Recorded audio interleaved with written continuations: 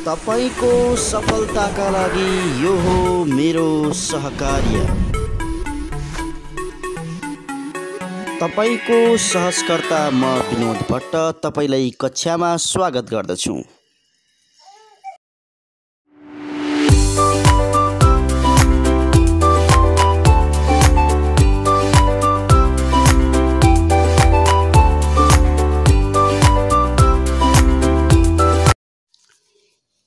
आजको पाठ रहेको छ निजामती सेवा ऐन 2049 र नियमावली 2050। आज हामी अध्ययन गर्नेछौँ। यसबाट परीक्षामा सोधिने महत्त्वपूर्ण प्रश्नहरूमा आज हामी छलफल गर्नेछौँ। सुरु गरौँ साथीहरू भिडियो। पहिलो प्रश्न तपाईहरूको अगाडि आइसकेको छ साथीहरू।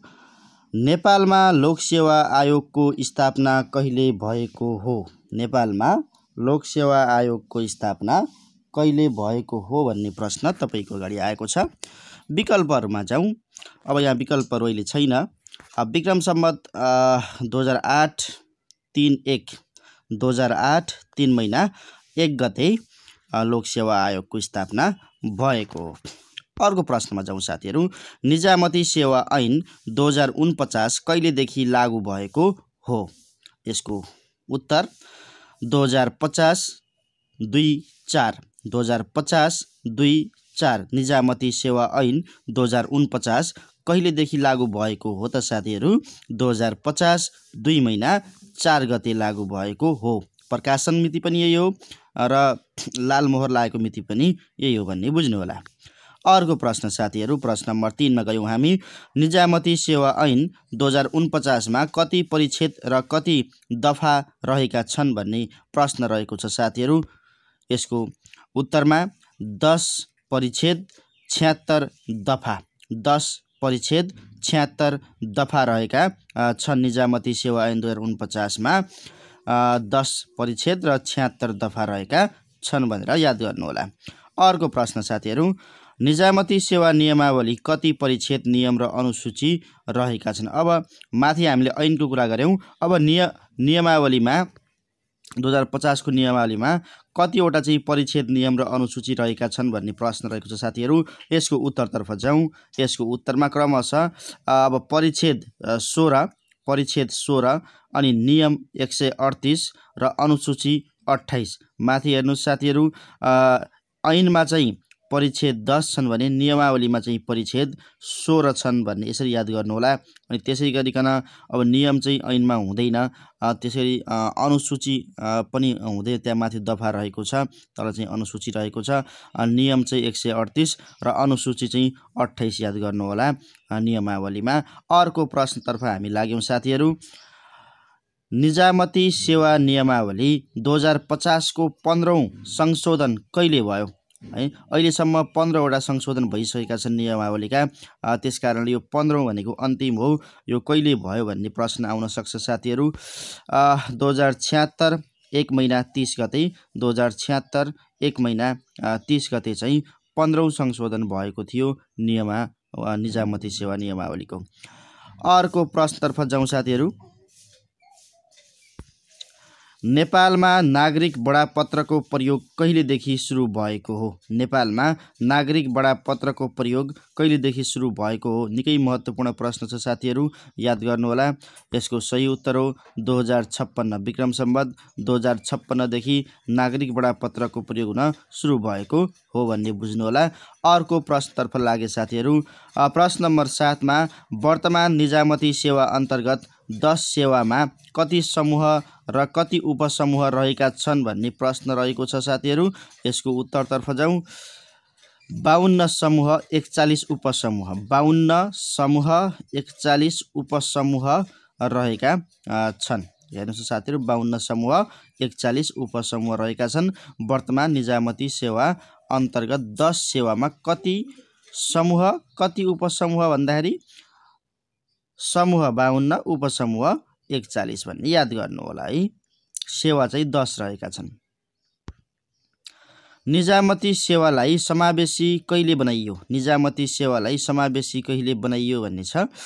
अब यसको उत्तर दोस्रो संशोधनबाट 2064 मा भएको दोस्रो संशोधनबाट चाहिँ समावेशी बनाइएको, जसमा चाहिँ महिला, जनजाति, मधेसी, त्यसै गरी तपाईँको चाहिँ दलित, अपाङ्ग, पिछडा वर्गलाई जुन कोटा छुट्याइएको छ त्यो कोटा छुट्याउने काम चाहिँ कहिले भएको रहेछ त 2064 श्रावण 23 गते 2064 श्रावण 23 गते हैन दोस्रो संशोधनबाट भएको रहेछ भन्ने बुझ्नु होला।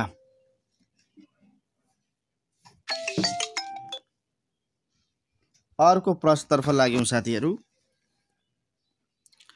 प्रश्न नम्बर 9, राजपत्र अनङ्कितका लागि 18 वर्ष उमेर पूरा भएको हुनुपर्छ भने राजपत्राङ्कित पदका लागि कति वर्ष उमेर पूरा भएको हुनुपर्छ भन्ने प्रश्न रहेको छ साथीहरु। यसको उत्तरतर्फ जाउँ। 21 वर्ष उमेर पूरा भएको हुनुपर्छ। अनङ्कितका लागि 18 वर्ष पूरा भयो भने पुग्यो, तर पत्राङ्कितका लागि चाहिँ 21 वर्ष उमेर पूरा भएको हुनुपर्छ है साथीहरु। अर्को प्रश्न नम्बर 10 मा निजामती कर्मचारीलाई पेन्सन दिने चलन कुन प्रधानमन्त्रीले चलाएका थिए भन्ने प्रश्न छ साथीहरु। निजामती कर्मचारीलाई पेन्सन दिने चलन कुन प्रधानमन्त्रीले चलाएका थिए त? जुद्ध शमशेरले चलाएका थिए। जुद्ध शमशेरले चलाएका थिए। अर्को प्रश्नतर्फ हामी लाग्यौं साथीहरु। प्रश्न नम्बर 11, तलब भत्ता पुनरावलोकन समितिको अध्यक्ष को रहन्छ? तलब भत्ता पुनरावलोकन समितिको अध्यक्ष को रहन्छ साथीहरु? विचार पुर्याउनुस्। नेपाल सरकारको मुख्य सचिव। नेपाल सरकारको मुख्य सचिव चाहिँ रहने गर्छ।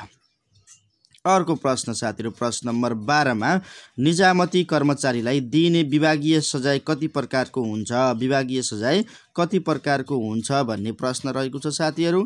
यसको उत्तर हो 2 प्रकारको, एउटा सामान्य, अर्को चाहिँ विशेष प्रकारको सजाय। अब सामान्यमा चाहिँ नसिहत दिने अनि 2 महिनाको तलब रोक्का गर्ने हैन, यस्ता चाहिँ सामान्य सजायहरू पर्छन् भने विशेषमा चाहिँ अब विशेषमा 2टा सजाय पर्छन्। एउटा सरकारी सेवाबाट भोलि अयोग्य नहुने गरिकन दिइने सजाय भन्ने हुन्छ, अनि अर्को चाहिँ भोलिका दिनमा सरकारी सेवाबाट अयोग्य ठहरिने गरी भन्ने 2टा सजाय दिने गरिन्छ। त्यो चाहिँ बुझ्नु होला। अर्को प्रश्नतर्फ लाग्यौं साथीहरु हामी। निजामती सेवामा जम्मा कतिवटा सेवाहरू रहेका छन् भन्ने प्रश्न छ साथीहरु। अब यहाँ यो अघि पनि आइसकेको छ, 10 वटा सेवाहरू हुन्छन् भन्ने प्रश्न थियो। त्यसमा समूह र उपसमूह कति कति हुन्छन् भन्ने प्रश्न योभन्दा अगाडि आइसकेको छ। त्यसमा चाहिँ 10 वटा सेवा समूह राखिएको, बीचमा चाहिँ 2टा झिकिएको थियो, फेरि चाहिँ 2टा थपेर अहिले 10 नै बनाइएको छ। त्यसकारणले 10 नै भन्ने बुझ्नु होला। अर्को प्रश्न, निजामती सेवाको राजपत्राङ्कित पदमा कसले नियुक्ति गर्दछ? निजामती सेवाको राजपत्राङ्कित पदमा कसले नियुक्ति गर्दछ भन्ने प्रश्न छ साथीहरु। यसको उत्तरतर्फ जाउँ।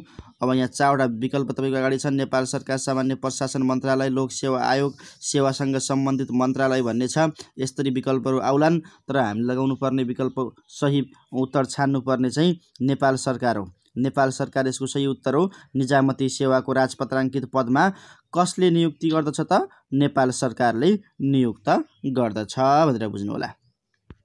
अर्को प्रश्न साथीहरु, मुख्य सचिव र सहसचिवको पदावधि, मुख्य सचिव र सहसचिवको पदावधि क्रमशः कति वर्ष हुने व्यवस्था रहेको छ भनेको छ। अब हेरौं यसको।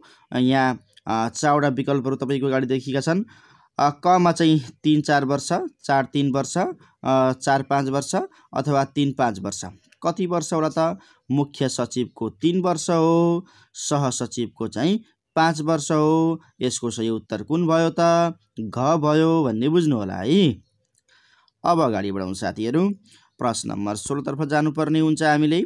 प्रश्न नम्बर 16 मा निजामती सेवामा रहने अतिरिक्त समूह कुन निकायमा रहने व्यवस्था छ? अतिरिक्त समूह पनि हुन्छ निजामती सेवाभित्र साथीहरु है। अब त्यो चाहिँ कुन निकायमा रहने व्यवस्था छ भनेर प्रश्न सोध्न सक्छ। त्यसकारणले चाहिँ हामीले याद गर्नुपर्ने हुन्छ। यसको सही उत्तर यहाँ 4 वटा विकल्प आएका छन् हामीसँग। सामान्य प्रशासन मन्त्रालय, लोक सेवा आयोग, प्रधानमन्त्री तथा मन्त्री परिषदको कार्यालय, मुख्य सचिवको सचिवालय जस्ता विकल्पहरू तपाईँलाई देलान्। तर तपाईँले चाहिँ लगाउनु पर्ने उत्तर, सही छान्नुपर्ने उत्तर चाहिँ सामान्य प्रशासन मन्त्रालय हो। सामान्य प्रशासन मन्त्रालय अन्तर्गत अतिरिक्त समूह रहने हो है साथीहरू। अगाडि बढौँ साथीहरू। प्रश्न नम्बर 17 मा निजामती सेवा पुरस्कारका लागि सिफारिस गर्ने समितिको सचिवालय कहाँ रहने व्यवस्था छ? निजामती सेवा पुरस्कारका लागि सिफारिस गर्ने समितिको सचिवालय कहाँ रहने व्यवस्था छ त भन्दाखेरि 4वटा विकल्प यहाँ पनि तपाईँको सामु आए। निजामती किताबखाना, सामान्य प्रशासन मन्त्रालय, लोक सेवा आयोग, मुख्य सचिव प्रधानमन्त्रीको कार्यालय भन्ने आएको छ। अब यसको सही उत्तर तपाईँ लगाउनु पर्ने छ सामान्य प्रशासन मन्त्रालय। सामान्य प्रशासन मन्त्रालय यसको सही उत्तर हो। त माथि पनि तपाईँको चाहिँ सामान्य प्रशासन मन्त्रालय आयो, यहाँ पनि सामान्य प्रशासन मन्त्रालय आयो। यसरी जोडेर पढ्नु होला, बुझ्न सजिलो हुन्छ। एउटै उत्तर कुन कुन प्रश्नको हुन्छ ती सबैलाई एकै ठाउँमा राखेर हेर्नु होला, याद गर्न सजिलो हुन्छ। अर्को प्रश्नतर्फ जाउँ साथीहरू। निजामती सेवा नियमावली 2050 अनुसार व्यवस्थापन परीक्षण गर्ने जिम्मेवारी कसको हो? व्यवस्थापन परीक्षण गर्ने जिम्मेवारी कसको हो भन्ने प्रश्न छ साथीहरू। 4वटा विकल्प यहाँ छन्। निजामती किताबखाना, सामान्य प्रशासन मन्त्रालय, प्रधानमन्त्रीको कार्यालय, सम्बन्धित मन्त्रालय भनिएको छ। यसको उत्तर पनि सामान्य प्रशासन मन्त्रालय नै हो साथीहरू हैन। व्यवस्थापन परीक्षण गर्ने जिम्मेवारी पनि कसको रहेछ त? सामान्य प्रशासन मन्त्रालयकै हो। त्यसकारणले मैले यहाँ एकै ठाउँमा यी प्रश्नहरूलाई राखेको छु, याद गर्न तपाईँहरूलाई सजिलो होला भनेर हो। अर्को प्रश्नतर्फ जाउँ साथीहरू। प्रश्न नम्बर 19 मा। प्रश्न नम्बर 19 मा अब हामीले जानुपर्ने छ कार्यक्षमताको आधारमा हुने बढुवाका लागि शैक्षिक योग्यता बापत कति अङ्क प्रदान गरिन्छ? कार्यक्षमताको आधारमा हुने बढुवाका लागि शैक्षिक योग्यता बापत कति अङ्क प्रदान गरिन्छ भन्ने प्रश्न रहेको छ। यसको उत्तर हो साथीहरू। अब यहाँ 8, 10, 12, 14 छ त 12 अङ्क प्रदान गरिन्छ। 12 अङ्क प्रदान गरिन्छ। अर्को प्रश्न साथीहरू। प्रश्न नम्बर 20 मा छौँ हामी। नियमावली अनुसार नेपाललाई कति भौगोलिक क्षेत्रमा विभाजन गरिएको छ त भन्दाखेरि अब नियमावली अनुसार नेपाललाई कति भौगोलिक क्षेत्रमा विभाजन गरिएको छ? अब यहाँ चाहिँ 3, 4, 5, 6 कतिवटा चाहिँ भौगोलिक क्षेत्रमा विभाजन गरिएको छ त साथीहरू? यसको सही उत्तर हो 4। 4वटा भौगोलिक क्षेत्रमा विभाजन गरिएको छ निजामती नियमावली अनुसार। 21 मा निजामती सेवा पदमा कार्यरत कर्मचारी कति वर्षमा अनिवार्य अवकाश हुने व्यवस्था छ भन्ने प्रश्न निकै महत्त्वपूर्ण प्रश्न छ साथीहरू। यसको सही उत्तरमा यहाँ छान्नुपर्ने हुन्छ तपाईँहरूले। 4वटा विकल्पहरू छन् यहाँ 55, 65, 58, 60 भन्ने छ। यसको सही उत्तर हो 58 हैन। 5, 8, 58 वर्षमा अनिवार्य अवकाश हुने व्यवस्था रहेको छ निजामती कर्मचारीको। 22 मा निजामती कर्मचारीलाई गरिएको विभागीय सजाय उप पुनरावेदन गर्नका लागि कुन निकायको व्यवस्था गरिएको छ? निजामती कर्मचारीलाई गरिएको विभागीय सजाय उप पुनरावेदन गर्नु पर्यो भने कहाँ गर्ने हो त हैन त? यसको सही उत्तर हो साथी 4वटा विकल्प तपाईँको अगाडि छन्। लोक सेवा आयोग, सामान्य प्रशासन मन्त्रालय, सर्वोच्च अदालत, प्रशासकीय अदालत भन्ने छ। यसको सही उत्तर हो प्रशासकीय अदालत। प्रशासकीय अदालत भन्ने बुझ्नु होला। अर्को प्रश्न साथीहरू। निजामती सेवामा कति प्रकारका विधाको व्यवस्था रहेको छ? अर्को महत्त्वपूर्ण प्रश्न साथीहरू। कतिवटा विधा त? 5, 6, 7, 8, 8 8 प्रकारका विधाको व्यवस्था गरिएको छ निजामती सेवामा है। अब अगाडि हेरौँ। प्रश्न नम्बर 24 तर्फ लाग्नुपर्ने हुन्छ हामीले। प्रश्न नम्बर 24 मा निजामती कर्मचारीको वैयक्तिक तथा अन्य अभिलेख कहाँ राखिनेछ? वैयक्तिक तथा अन्य अभिलेख कहाँ राखिनेछ भन्ने प्रश्न छ। सामान्य प्रशासन मन्त्रालयमा हो कि निजामती किताबखानामा हो कि सेवासँग सम्बन्धित मन्त्रालयमा हो कि सम्बन्धित कार्यालय निजामतीमा हो? अब यो कहाँ हो त भन्ने कुरा आएको छ त यसको सही उत्तर हो निजामती किताबखाना। निजामती किताबखानामा राखिन्छ। अर्को प्रश्न अब निजामती कर्मचारीको सरुवा गर्दा मन्त्रालय वा केन्द्रीय स्तरको विभागले प्रत्येक वर्षको कुन महिनामा सरुवा गर्नुपर्छ? अब निश्चित महिना तोकिएको छ, निश्चित समय तोकिएको छ सरुवा गर्नको लागि पनि। जति बेला मन लाग्यो त्यति बेला गर्न मिल्दैन हैन। त्यो समय कुन हो त भन्ने कुरा हो। भाद्र महिनाभरि हो अथवा असोज 1 देखि 15 हो अथवा तपाईको चाहिँ असोज महिनाभरि हो, असोज 16 देखि 30 सम्म हो, कहिले हो भन्ने प्रश्न छ। त यसको सही उत्तर हो ख, असोज 1 गतेदेखि 15 गतेसम्म। असोज 1 गतेदेखि 15 गतेसम्म सरुवा गर्ने गर्छ है। अर्को प्रश्न, नियमावली अनुसार निजामती कर्मचारीले घर बिदा कसरी पाउने व्यवस्था रहेको छ? नियमावली अनुसार निजामती कर्मचारीले घर बिदा कसरी पाउने व्यवस्था रहेको छ साथीहरू? नियमावली अनुसार निजामती कर्मचारीले घर बिदा कसरी पाउने भनेपछि विकल्पहरू हेर्नुस्। काम गरेको प्रत्येक 12 दिनको 1 दिनको दरले, महिनामा 3 दिनका दरले, वर्षमा 30 दिनका दरले, सेवा अवधिभर 180 दिन भनेछ। अब यो चाहिँ यसको सही उत्तर चाहिँ क हो। काम गरेको प्रत्येक 12 दिनको 1 दिनका दरले घर बिदा पाउने हुन्छ है, घर बिदा पाइन्छ भन्ने बुझ्नु होला। अब निजामती कर्मचारीले घर बिदा कति दिनसम्म सञ्चित गरी राख्न पाउने व्यवस्था रहेको छ भनेको छ। अब यसको चाहिँ उत्तर यहाँ देखिएको छैन, म तपाईहरुलाई भनिदिन्छु। यसको चाहिँ 180 दिन, सेवा अवधिभर 180 दिन जुन यहाँ माथिको उत्तरमा घ अप्सनमा छ यो। त यो चाहिँ यस प्रश्नको सही उत्तर हो। सेवा अवधिभर 180 दिनसम्म हामी सञ्चित गर्न सक्छौं है घर बिदा। अगाडि बढौं। अर्को प्रश्न, प्रश्न नम्बर 29 मा कस्तो कर्मचारीले घर बिदा पाउने छैन भने यो बुझ्नुपर्ने छ। तपाईले भोलि निजामती कर्मचारी भए पनि यी सबै कुरा जानिराख्नु पर्ने कुरा हुन्। परीक्षाका दृष्टिकोणले त महत्त्वपूर्ण छँदैछन्। भोलि निजामती कर्मचारी भइहालियो भने पनि हामीले यी कुरा थाहा पाइराख्नु पर्ने हुन्छ। यसको सही उत्तर हो हिउँदे वा वर्षे बिदा लिएको कर्मचारीले घर बिदा पाउने छैन। प्रसुति स्याहार बिदा सेवा अवधिभर कति पटक दिइन्छ भन्ने प्रश्न रहेको छ साथीहरू। यसको सही उत्तर हो 2 पटक मात्रै प्रसुति स्याहार बिदा पाइन्छ हैन। प्रसुति स्याहार बिदा भनेको सामान्यतया अब श्रीमानले पाउने हो हैन। त यो चाहिँ 2 पटकसम्म पाउने गर्छ। अर्को प्रश्न साथीहरू, निजामती सेवा दिवस प्रत्येक वर्ष कहिले मनाइन्छ भनेको छ। निजामती सेवा दिवस, अब यो प्रश्न अस्ति भर्खरै तपाईको चाहिँ संघको प्रासको परीक्षामा पनि सोधिएको थियो हैन। सजिलो प्रश्न छ। भाद्र 22 2061 बाट हो पाउन सुरु भएको, यो मनाउन सुरु भएको। त 2061 बाट निजामती सेवा दिवस मनाउन सुरु भयो भाद्र 22 गतेबाट। त्यसकारण हरेक वर्ष भाद्र 22 गते चाहिँ निजामती सेवा दिवस मनाउने गरिन्छ है त साथीहरू। अब अर्को प्रश्न, प्रसुति तथा प्रसुति स्याहार बिदा पाएका निजामती कर्मचारीलाई 2 वटा सम्म बच्चाको स्याहारका निम्ति एकमुष्ट कति रकम दिने व्यवस्था छ? निकै महत्त्वपूर्ण प्रश्न छ साथीहरू। यसको सही उत्तरको खोजीमा जाउँ। 2000, 4000, 5000, 7000 कति हो त पाउने एकमुष्ट रकम भनेपछि 5000 रुपैयाँ, 5000 रुपैयाँसम्म अथवा 5000 रकम पाइने गर्छ एकमुष्ट 2टा बालबालिकाको स्याहारको लागि। प्रश्न नम्बर 33 मा पुग्यौं साथीहरू। 50,000 राशिको निजामती सेवा पुरस्कार कतिजना कर्मचारीलाई प्रदान गरिन्छ भनेको छ। यसको उत्तरतर्फ जाउँ। 10, 20, 25, 30 कतिजनालाई हो त? 30 जनालाई हो। 30 जनालाई 50,000 राशिको निजामती सेवा पुरस्कार पाइन्छ। अर्को प्रश्न, सर्वोत्कृष्ट निजामती सेवा पुरस्कारको राशि कति रहेको छ भन्ने प्रश्न छ साथीहरू। उत्तरतर्फ जानुपर्ने हुन्छ। 75,000, 1 लाख, 1.5 लाख, 2 लाख भन्ने छ। यहाँ 2 लाख चाहिँ यसको सही उत्तर हो। 2 लाख सर्वोत्कृष्ट निजामती सेवा पुरस्कार रहेको छ हैन। अर्को प्रश्नतर्फ जानुपर्ने हुन्छ। प्रश्न नम्बर 35 तर्फ हामी अब लाग्यौं। निजामती कर्मचारीले आर्थिक वर्ष समाप्त भएको कति दिनभित्र सम्पत्ति विवरण पेश गर्नुपर्छ भन्ने छ। यसको सही उत्तरतर्फ जाउँ।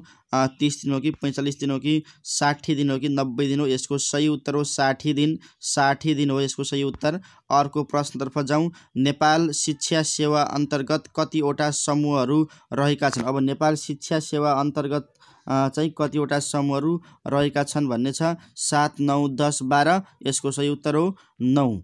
यसको सही उत्तर हो 9। नेपाल शिक्षा सेवा अन्तर्गत चाहिँ 9वटा समूहहरू रहेका छन्। अर्को प्रश्न नम्बर 37 मा निजामती कर्मचारीलाई पदीय जिम्मेवारी नदिई सामान्यतया कति अवधिभन्दा बढी राख्न नपाइने व्यवस्था छ भनिएको छ।